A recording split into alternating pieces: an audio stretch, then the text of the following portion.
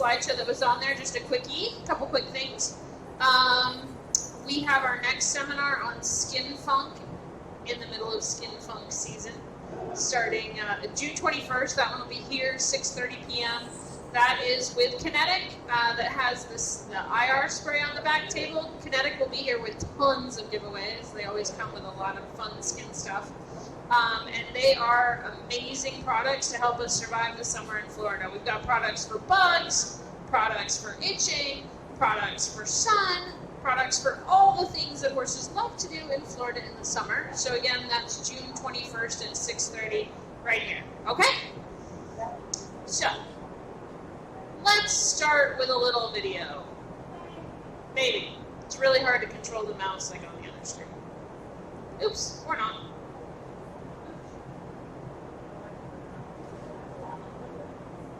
Maybe? Please stand by. We all agree that should play. This is the best video ever. You're only going to get to see a small portion of it, though. But we're going to start by talking about if your horse looks like this. Your horse should not look like this. That is the start of a lot of issues. And if that happens, when your horse tries to roll over, also not good. Yeah. That is called What If Animals Were Round. Not really What If Animals Were Fat, but it's the most hysterical video, and that's only a small portion of it. So look it up on YouTube because it's fantastic. Oops. Okay, so we're going to start with insulin resistance, which is how you get your big fat horse. And we're going to start with that because insulin resistance leads to Cushing's, and we're going to explain all that, so you got to pay close attention, all right? Step 1 for how to create insulin resistance. Feed McDonald's. And the way you feed McDonald's is you go to the feed store. We have Circle H back there, by the way. They're fantastic and wonderful, and they'll be giving away a feed that is not McDonald's feed later. So go to the feed store and say, I want the cheapest feed you've got. That would be fantastic. We all go to McDonald's and buy 99-cent cheeseburgers, but do any of us think those are good for us? Anybody? No. We don't think those 99-cent cheeseburgers are healthy in any way, shape, or form. When you go to the feed store and you buy the cheapest bag of feed they have, oh, and it will feed a horse and a goat and a pig and a cow and a chicken, less than ideal, okay? Those feeds are full of starch and sugar. And when your horse eats those feeds, they get to the small intestine, and the small intestine absorbs all of those sugars.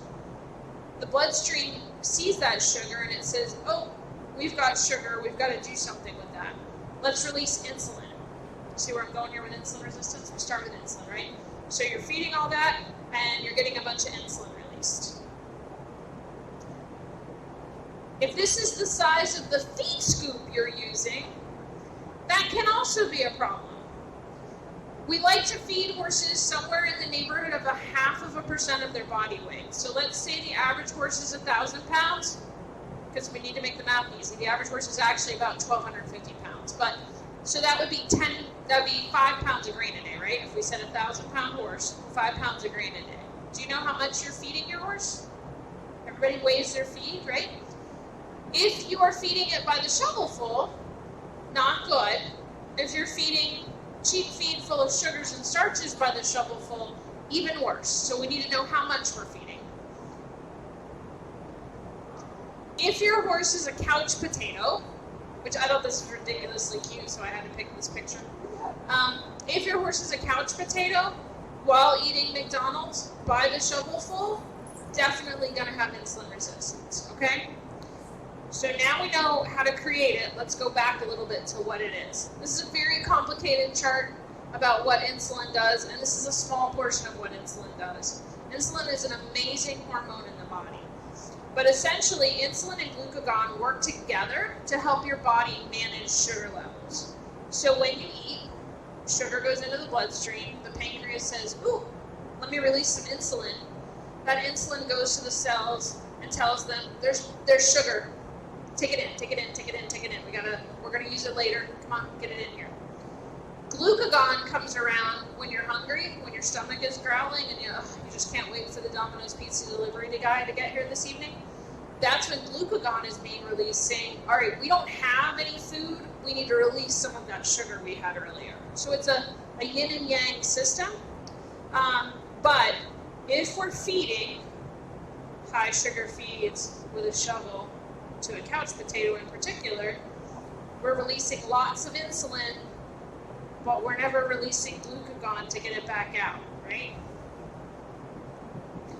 There's a lot of other things that insulin does, and that's where even more of our problems come in. So when insulin is released, part of what it's saying to the body is we have food. We've got building blocks. We should do something with that. So it says, let's make muscle. Let's make protein. Let's make bone. Let's do all of these great things that we can do when there's food, so that when there's not food, we're prepared. We've got our defenses built. We're ready to go. So insulin is partly responsible for this. We all look like that, right? That's what I look like. Yeah. When I turn around, my muscles look just like that. But what happens if we're never releasing glucagon, if all we're doing is releasing insulin? We have insulin saying to those cells, you need to work, you need to absorb sugar, you need to make protein, you need to make muscle, you need to make bone, you need to make skin. You got to work, work, work, work, work, work, work, work, work. And much like a 3-year-old child, at some point those cells lay down and they say, I am not listening. It's not happening. I'm putting my fingers in my ears and I can't hear a word you're saying. So what happens then? The body yells louder. And it says, no, no, no, no, no, we have sugar. We need insulin. And so it just keeps releasing that insulin to try to get that body to absorb sugar. And we have really cute dogs playing in the front. They're absolutely adorable. Oh! Mean Auntie Shannon broke up the party. So the body is trying to scream louder with that insulin. And so it just keeps releasing more and more and more of it and telling those cells, we need you to do your job. The problem when that happens is while the ones that are absorbing sugar aren't necessarily listening so well, all those ones that are trying to work are still trying their hardest to listen. And this is where laminitis comes from in these horses. So it's not a straight up problem because there's too much sugar in the body or there's too much insulin. It's the side effects of insulin. Insulin telling those cells, I need you to use that substrate that we have. We've got food. Let's make stuff. And so the cells say, all right, we're going to keep trying to make stuff.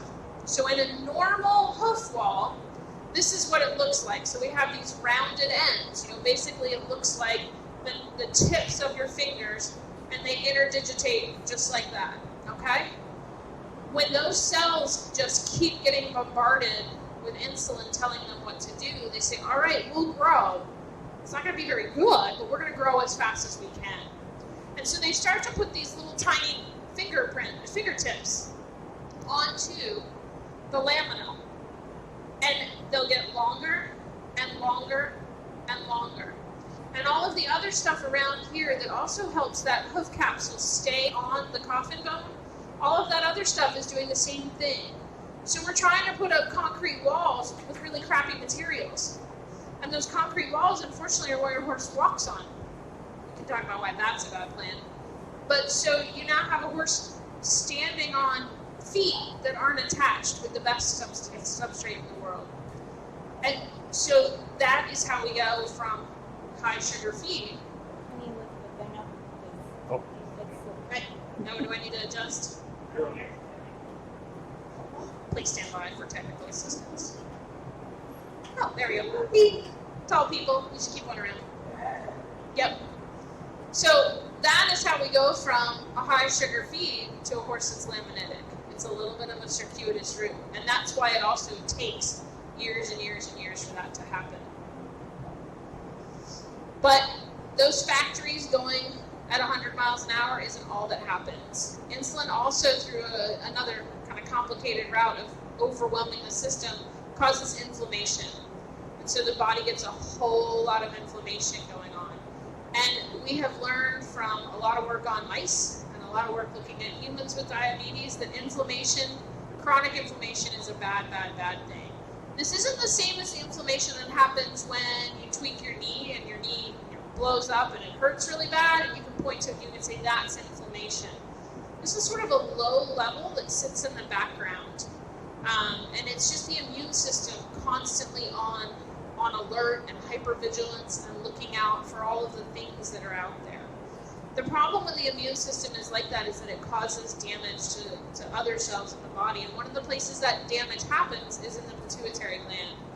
It's very, very, very sensitive to that immune system hypervigilance. It gets in there and it just does horrible things to the pituitary gland, which we're going to talk about in a moment. So, how do we now know how we can create it and a little bit about why it happens. So how do we avoid insulin resistance? Know your BCS, and that does not stand for Bowl Championship Series. You have to be clear about these things in Gainesville, not football. This is body condition score. Horses, much like people, have areas where we consider fat deposits bad fat deposits. And in horses in particular, D, I'm going to do it again, just to try. There we go. So D right here, which is over the tail head. If you look at your horse from the side, I'm going to demonstrate, and they have an extra lump on their butt, really, really, really bad. Laminitis is going to happen. It's just whether it happens today, tomorrow, or next week. And I'm serious by that when I say next week. Like, it is going to happen very, very, very soon. The other place that we watch is cresty necks. Cresty necks can be a little tough. Some breeds we have to know what breed we're looking at. You know, the Andalusians, the Morgans, some of those, conformation-wise, they just have a crestier neck. So it helps us if we have you guys that know what your horses look like, and when they were young or when they were fit, some of those sorts of things. Other areas of the body we can see fat, but in particular, E here, which is the fat over the ribs, we don't worry about so much. We'll see it there. And we'll get called out, and we'll get told, my horse is fat, and he's got what we would call like a hay belly, he's big boned. He's been enjoying our summer grass. And hay bellies, we don't worry about so much, because they don't cause as much of the insulin resistance problems that we see. So knowing what your horse's body condition score is can help you determine if you're in the problem zone yet or not. You can also do it through, just like us, nutrition and exercise. So, on the Easy Keeper breeds, like the Morgans, we highly recommend low starch feeds. There are multiple versions of it out there. Again, we have Circle H here tonight if you want to talk to them about the options that we have for low starch. We probably have 10 different options on the market right now. So no matter what your horse is, how picky they are, we can find a food that works for them that's low starch. Good quality forage is always a plus. Here's the tricky part on these guys. Your grass hays, like coastal and orchard grass, are higher in sugars than alfalfa and peanut. So sometimes we have to be a little bit careful about how we feed these horses the lower calorie hays, like orchard and coastal hay, because they can be very high in sugars. Timothy can also be very high in sugar. So we highly recommend on the grass hays in particular that you have an analysis done. We can do those here, so if you want to get a hay analysis done, or that your hay producer has had a hay analysis done. I realize that coastal is probably the easiest hay, low-calorie hay for us to get around here, but in particular if we're having a weird growing year. This year isn't going to be so bad, but you guys remember last year, we were dry, and then non-stop rain. If we have some of those weird growing conditions, we can end up with coastal hay that is extremely high in sugar. And so you feel like you're feeding them a low-calorie feed, but all those calories are coming from sugar. So we have to be really careful about the forage source for these guys. And it's a little bit counterintuitive that we all think of alfalfa as that's the high calorie, that's the good stuff, right? but it's also low in sugar because it's high in protein. So it's a balancing act on these horses. Alfalfa and peanut. Peanut in particular, we can get around here is locally grown. Peanut is a very, very, very equivalent to alfalfa, but it is locally grown. So we don't have to pay the shipping costs, since alfalfa really only grows where it gets cold, and as we all know, it doesn't happen here. We don't get cold here, it doesn't happen. So most of our alfalfa in this area comes from New Mexico, Colorado. If you're getting it from Larson, that hay is grown in Idaho. So, our alfalfa hays have a lot of shipping costs involved with them. And it always amazes me when people move down from up north and they're like, I'm sorry, a bale of hay is how much? I'm like, yes, it's all gas and freight, all of that. So they're used to paying $3 a bale for alfalfa out of the field, and then we're not that. So, but again, the trick with some of these horses is they're usually the easy keeper breeds, like I said, like the Morgans, the Andalusians, the Arabians. And the alfalfa and the peanut are higher in calories. So we will often have to play with those diets to come up with the right answer for those easy keeper horses. Our grass in the summertime can be very high in sugar, very high. When you look out there and you see those seed heads, that's 24% starches right there. It's also loaded with sugar or with protein and fat, so that's like calories on a stick right there. We can minimize how much of those go into your horse with a grazing muzzle. Grazing, they come in a million different kinds these days, so it often takes a little bit of experimentation for us to find the right grazing muzzle for your horse. Also, your horse will talk you into taking it off for a few hours because they're being abused horribly by their grazing muzzle. There are amazing studies showing how efficient horses are at eating all the grass in the few hours they do not have their grazing muzzle on. So, it is either an all or none event, because they will make up for lost time in as little as 4 hours without their grazing muzzle on. You take that thing off and they will hoover up some grass. So, grazing muzzles are your friend. I know we always feel bad. Mine always gives me the sad eyes when I put them on her. She's like, I cannot believe you're doing this. And I explain that it's for her own good, and we move on from there. Also, exercise. Exercise, exercise, exercise, exercise. Number one way to get glucagon released in a horse is to go jog them for about 10 or 15 minutes. All those muscles your horse has, those use sugar at an amazing rate when they're at low levels of activity. So you don't have to go train for the 100-mile Tevis Cup. You can go train for the slow-moving trail challenge at Lynn Palms, where you need, 5 minutes of athletic activity, and you're fine. 10 minutes of jogging 3 times a week is all it really takes to avoid the bad side effects of insulin resistance in horses. 10 minutes, 3 times a week. Soon it's going to be light until 9 o'clock at night, so we can all do 10 minutes. Can you do that on a lunch line? You can do the jogging on a lunge line. Yep, and it doesn't have to be power jogging. I mean, they can literally shuffle around there and sort of do their thing. And you're getting those muscles moving, and you're using a lot of sugar when you do that. So that's the important part when you're doing it. And they may still stay a little overweight. That's not a weight loss program, really. But you're going to get those muscles toned and doing something and using the sugar that's available in the bloodstream. So, diet and exercise, just like us. Sometimes, though, we have laminitis going on, and it's really hard to use exercise when you have a horse with laminitis, right? We don't want to exercise those. Or we look at a horse and we say, laminitis is coming and it's coming fast. We need to do something. Rarely we have a horse that we have on appropriate diet, appropriate exercise, and no matter what we do, they're still not coming under control for us. That's when we go to drugs. A little help from our friends. Thyroid hormones help to make the body more sensitive to insulin. So even though those cells have their fingers in their ears, thyroid goes and kind of pulls the fingers out a little bit and says, no, you have to listen. It's not a cure-all, but it does get the cells listening to the insulin a little bit better. Thyroid hormones also speed up your metabolism, and so that will help the body use glucose by just sort of speeding things up.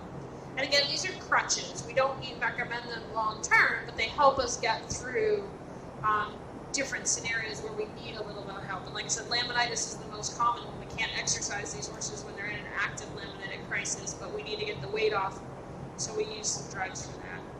Metformin is a drug that you may have heard of for human diabetics, and we will use that again on the horses that we just have a lot of trouble getting under control for various reasons. So we're trying all the things, and we're just not getting those horses to come around for us, and we'll use a little bit of metformin on those. But this is helpers for us. Drugs are not our primary treatment. Diet and exercise are our primary treatment.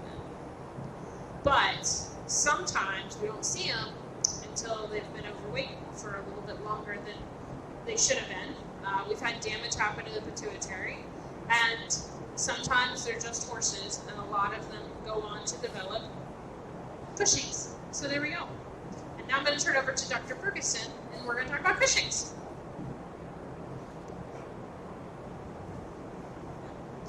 Hello, can everybody hear me okay? All right. Well, you guys came here to hear about Cushing's disease, and the first thing I'm going to tell you is we're going to change the name of that. It's called PPID. It stands for Pituitary Pars Intermedia Dysfunction. We like to nickname it Cushing's disease because that's a recognized disease in dogs, but that is not actually the process that's going on in horses. That's named for the part of the pituitary gland, a gland in the brain that is affected in this disease. So as Dr. Lacher mentioned, insulin resistance can lead to pituitary pars intermedia dysfunction, but it can also go the other way. PPID can lead to insulin resistance, and in a lot of cases you have both going on at the same time. So it's always something to think about. If you have a horse that is experiencing one of these syndromes, you might want to get them tested for the other.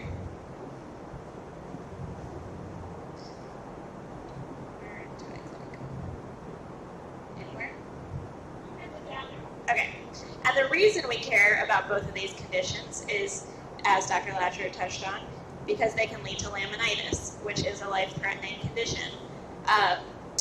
So that is why we try to do everything we can to prevent and ultimately treat these diseases. So what is PPID? It is one of the most common equine hormone-related diseases. Yes, that's a horse's brain, that tiny little oval in their head. If you have a horse, you probably know.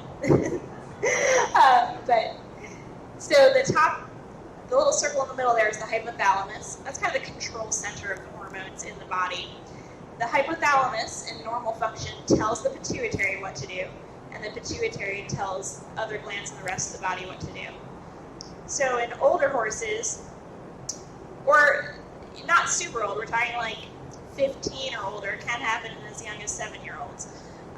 But in older horses, sometimes those neurons going between the hypothalamus and the pituitary gland will start to degenerate. And then the pituitary, without any input from the hypothalamus, starts overmaking its hormones. So that's kind of a summary of what's happening in pituitary pars intermedia dysfunction. So when that happens, the pituitary gland is in overdrive, it gets enlarged. So really, when your horse has Cushing's disease, it's like it has a brain tumor because it really has an enlarged gland smack in the middle of the brain. That is not a good thing to have because the brain is a very small, enclosed space. So as much as we can, we try to regulate it with medication. But ultimately, in late-stage cases, you can see things like seizures because you do have basically a mass growing in the brain. It's just a gland, it's a normal gland, but it's getting way too big for its little space. And like I said, primarily older horses. It's so prevalent in older horses. We think it's about 15 to 30% of the population of horses over 15 that have the disease, but really we're probably not even testing enough because we get more positives than we should for the number that we're testing. So the prevalence is probably even higher than 15 to 30%.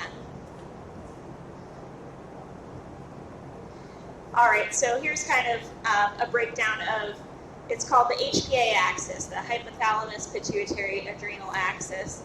So if you've had a horse tested for Cushing's disease, you might know that we do an ACTH test. ACTH is a hormone. It stands for adrenocorticotropic hormone. So usually the hormones are conveniently named for what they do, because vets don't like thinking too hard. So the adrenocorticotropic hormone is going to act on the adrenal glands and release cortisol, the hormone that gets released by the adrenals, and tropic just means more of it. Okay, so adrenocorticotropic hormone tells the adrenal glands to release more cortisol. Okay, so in pituitary pars intermedia dysfunction, the pituitary is overactive, secreting too much ACTH, and that's causing too much cortisol to be released in the bloodstream. So what does that look like? Cortisol is basically the stress hormone in your horse's body. It creates a pro-inflammatory state, and when your horse is in that pro-inflammatory state, they can develop laminitis, most concerningly, and a slew of other problems. All right, so maybe she's born with it, maybe it's PPID. If you see a horse like this, you might automatically think of Cushing's disease. But what we're trying to go for is recognizing and starting treatment before we get to this stage, because really this is a horse with end stage PPID, with severe disease. All right, so what signs are we going to look for? So I'm going to give you a list of signs, and then I want you to tell me whether you think they are early signs or advanced signs of disease. All right, so we might see hypertrichosis. That is a fancy word for hairiness. That's what everybody thinks of when they think of Cushing's disease, hairy horses. We might see muscle atrophy. We might see a pot-bellied appearance. So lots of these horses will actually be thin, but they have a large pot belly. So they're not always overweight horses. You might be able to see the ribs on either side, but their abdomen itself is popped out like the orangutan. Recurrent infections, I'll tell you that that's a big way that we will diagnose PPID, is if we have a horse that's just not responding well to treatment. We think about testing them for Cushing's, because it could be that their body's not responding appropriately to the infection. Increased drinking and urination.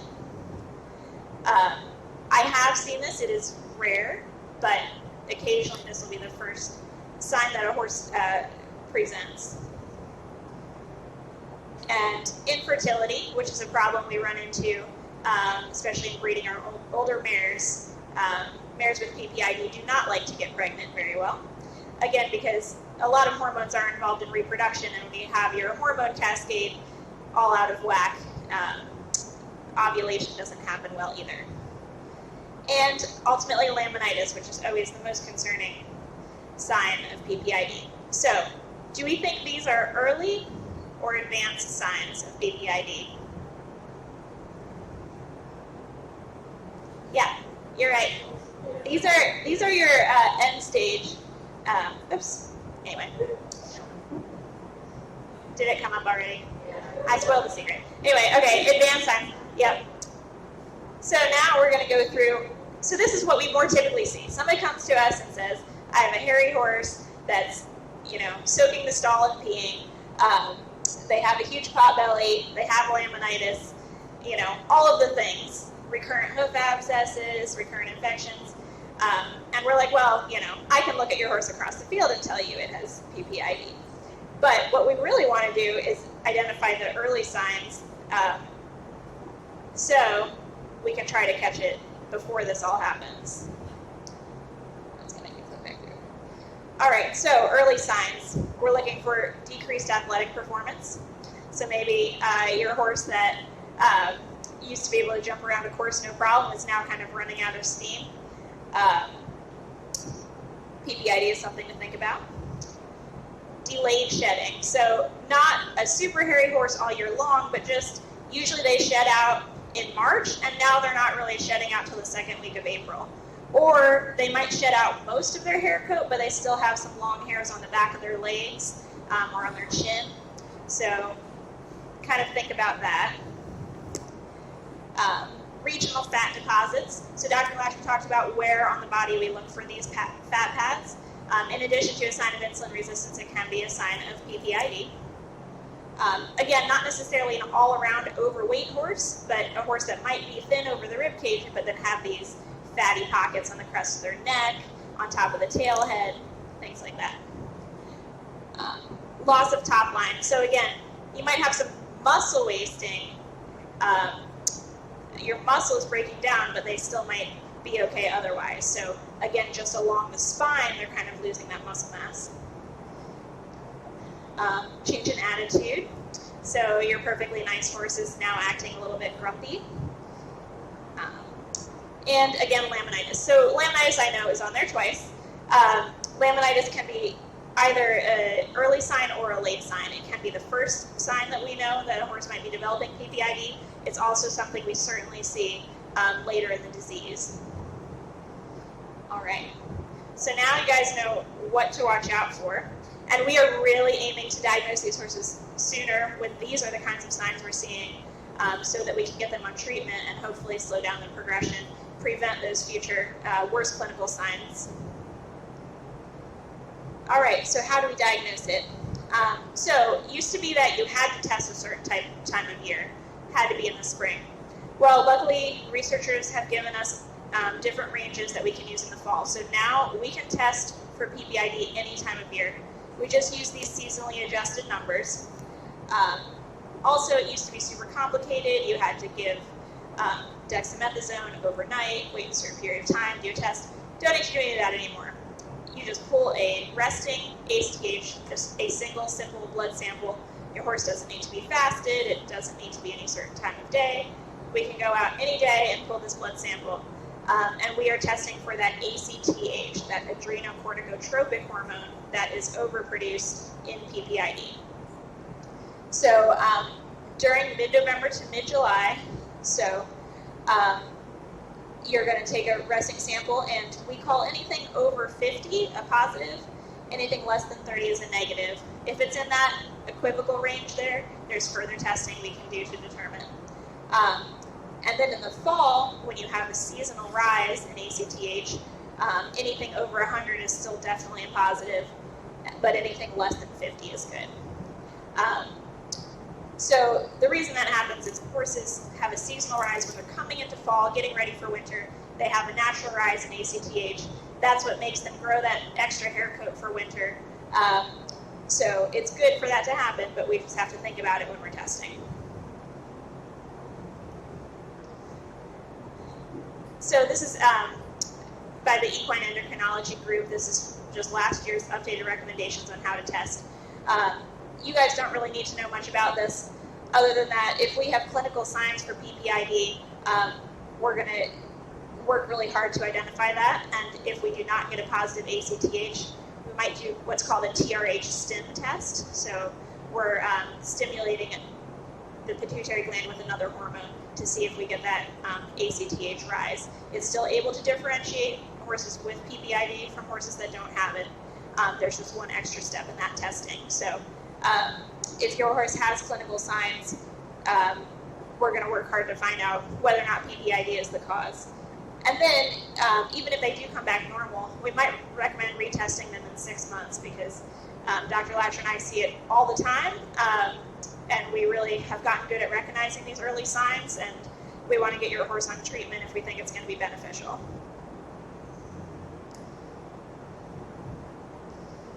All right, so is there a treatment? Well, the good news, and we have Stacy here from BI if you have any questions about this wonderful treatment, but there is a treatment. It's approved by the FDA for use in horses. It's called Presend. Presend is the brand name for Pergolide. It is super easy to administer. It's just one tablet, usually is the starting dose. Throw it in their grain. They usually don't notice it. One tablet once a day, and it will be a lifelong medication, because PPID isn't going to go away. That pituitary hormone is not going to shrink back down. Pituitary gland is not going to shrink back down. But what it can do is minimize the clinical signs. So we do recommend treating horses. We've seen regression in clinical signs in a lot of horses that once they get on medication. And, you know, the jury's kind of still out on how well it can prevent the disease from progressing. But again, we do definitely see improvement in the clinical signs, and that's what counts. So definitely getting your horse started on percent if they are diagnosed positive is really important. So, few additional things to think about. Again, if your horse is diagnosed as positive for PPID, you might want to think about testing them for insulin resistance, especially if they're overweight, have those regional fat deposits, or of a certain breed that's more susceptible. One study showed that 47% of the horses that were tested at Cornell University, which is where we send our ACTH samples, 47% of the horses that were positive for Cushing's also had high blood insulin levels. So that's a pretty good chance that you might have both syndromes going on at the same time. Retesting. So it's recommended to recheck the ACTH once your horse is on medication in about 3 to 6 months. So that's enough time for the treatment to fully take effect, and then we want to make sure your horse is getting the right dose. We may adjust your horse down in dosage, so that's going to save you money in the long run. Or we might recommend increasing their dosage if we don't have their ACTH levels back down to normal. So there is a side effect that we will occasionally see with percent. Some horses will go off feed. It's not that they don't like the taste of the pill, it's something in their brain that makes them not want to eat. So one thing to try is splitting the dose. So if your horse is not eating that 1 tablet a day, try splitting it into half in the morning, half at night.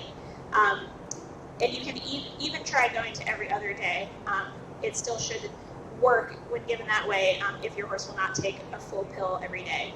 So there are things we can do to try if you're having that issue, but in general, horses don't mind percent at all. It's tasteless, it's super easy to give, and it's available through our online pharmacy. So, all right. Does anybody have any questions for me or Dr. Lacher? And we'll turn off the fan so you don't have to scream at us. Oh, Daisy. Daisy, you got questions? One thing I will say is that we were involved in a case recently where someone that had a horse that we had under control here, they'd sold that horse and it went to South Florida. They continued testing that horse not at Cornell, and we were getting very weird test results. I didn't realize that the testing wasn't happening at Cornell, because the first test result I saw was from Cornell, so I assumed that all follow-up tests were done at Cornell, which is less than unassuming in how that goes. But I will tell you that Cornell is really where we recommend. So if you are getting your horse tested, you want to make sure that happens at Cornell, and very few other places can do it. Like we just won't send it anywhere else. So that was a weird one that I couldn't understand. So, yes. You talk about a diet, and I go crazy with the diet thing with my guys, but something that I do give them is I give them a cup of beet pulp, so no molasses, in with their other supplements and water, 1 cup every day. Is there any residual sugar or anything would be wrong with adding that to their diet? So the question is about beet pulp in the diet on these, particularly the insulin-resistant horses, because yours have probably developed Cushing secondary to insulin resistance, PPID, sorry. PPID is secondary to insulin resistance. The good news on beet pulp is it is a byproduct of the sugar beet industry. They don't want any sugar in there. They want to take all the sugar out, and then we get the beet pulp after the sugar beet industry has pulled all the sugars out. So in general, beet pulp is very, very, very low in sugars. Every once in a while, we'll get a horse that we're not maintaining control on very well, where nothing has changed, and we'll go ahead and test the beet pulp, and it may be a little high, but it's very rare for us to get beet pulp that's high in sugar. So you don't think that the benefits of the beet pulp, the things for their digestive system and all is... Yeah, beet pulp, I think the benefits of beet pulp far outweigh the very, very, very small risk that there could be excess sugar in it. Beet pulp is amazing, especially when it's soaked. you take all that water and you put it into the hind gut, and where we want water is in the hind gut, because then you don't have to call us on emergency for colics. So we, bee pulp is a great product. It gives these guys a fiber source for their hind gut that we know is low in sugar, puts water there, it does all these wonderful things. So Every day, is okay? bee pulp is fine with me, 24/7, 365. Yes. So I take a mash twice a day for my own guy, and half of it is wheat pulp, and the other half has been a hay pellet. Right now it's a Timothy Bermuda pellet. Should I not do that because it's too high in starch and put an alfalfa pellet in there? The advantage you have with your Timothy Bermuda pellet is because it is a pelleted feed, they almost undoubtedly have a guaranteed analysis on it. Yeah. So we can look at that. Oh, good. But I find that the pellets we end up losing a lot of the sugars out of, so we may want to switch it, but you guys are maintaining it. Yep. So that's the advantage to the pelleted. Those, like Stanley hay, if you go get Stanley hay from Tractor Supply, Stanley pellets.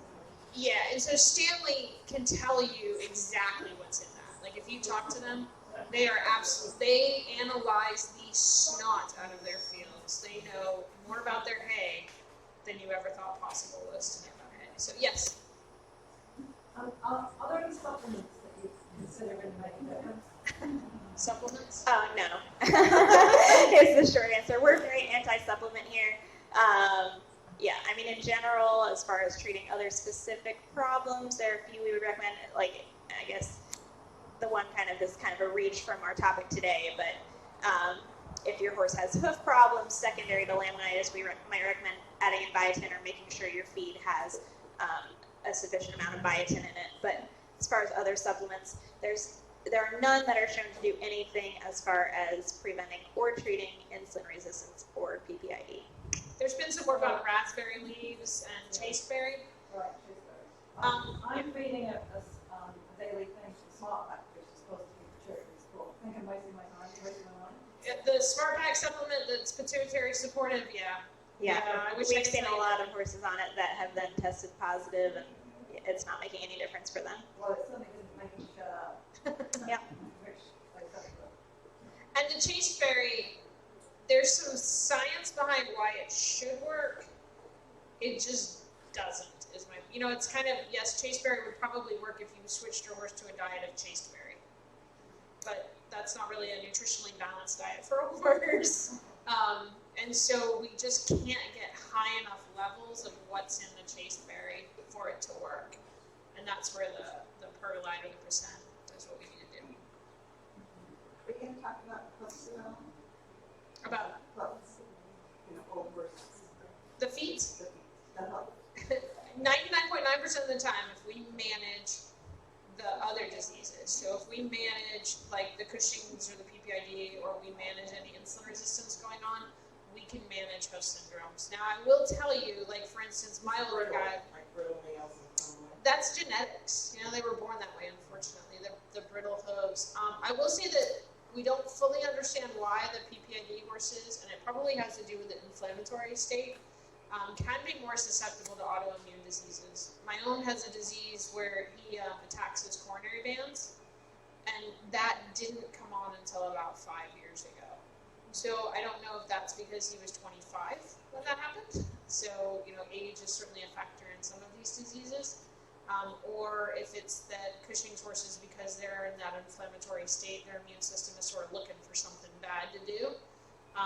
But most of what we see is a side effect of like the PPIDs or the insulin resistance. Sometimes arthritis will cause the feet to not be able to kind of do what they need to do, or they're not walking around as much as they need to keep a happy foot.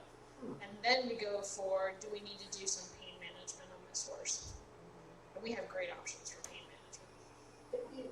How often should you guys tested my guy, and he was 5, and he was 31. So how often would I need to test him, or only if I see some of those signs? It's a good question. The recommendation would probably be every 2 months, but I don't think we necessarily have to spend the money doing that because your horse has been well managed at a certain dosage for a long time. So I would be surprised if he all of a sudden spiked to being higher. But it would probably be a good idea to retest him at least once a year. Which our senior wellness package includes. Yep. So I think we do anyway. Yeah. Do you have an opinion about remission? Yep.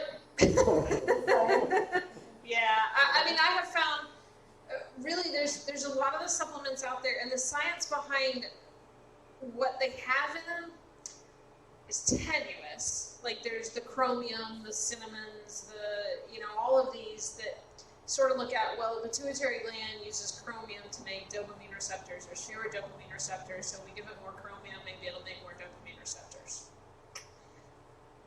I mean, I can follow the logic, but we just haven't seen it borne out in the horse, and that's the way that Percent works, is it amplifies the dopamine, it makes it scream louder, so that what gets to those receptors is screaming at them, so that we can get them to work.